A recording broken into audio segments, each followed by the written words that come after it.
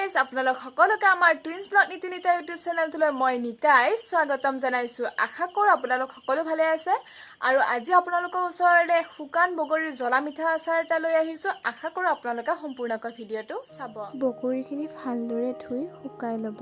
তাৰপিছত মিক্সি নাইবা ঢেঁকীটো আপুনি এইখিনি ভালদৰে খুন্দি চালনীৰে চালি ল'ব।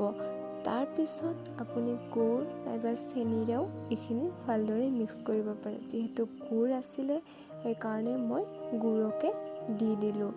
তাৰপিছত আপুনি যেতিয়া গুড়খিনি দি দিব, তাৰপিছত হাতেৰে নাইবা চামুচেৰে এইখিনি ভালদৰে মিক্স কৰিব।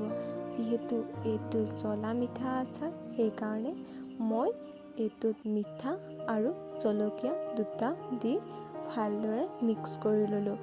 অলপমান ইয়াতে পানীও দি ল'লোঁ। যিহেতু অলপ শুকান হৈ আছে, এতিয়া চাওক লাড়ুটো ইমান ধুনীয়া হৈ গৈছে। এতিয়া খাবলৈ বহুত টেষ্টি হৈছে। আশা কৰোঁ আপোনালোকে ভিডিঅ'টো ভাল পালে আৰু যদিহে ভাল পালে তেনেহ'লে like comment share and subscribe কৰিবলৈ নাপাহৰিব। তেনেহ'লে আজিলৈ আহিছোঁ, বাই বাই।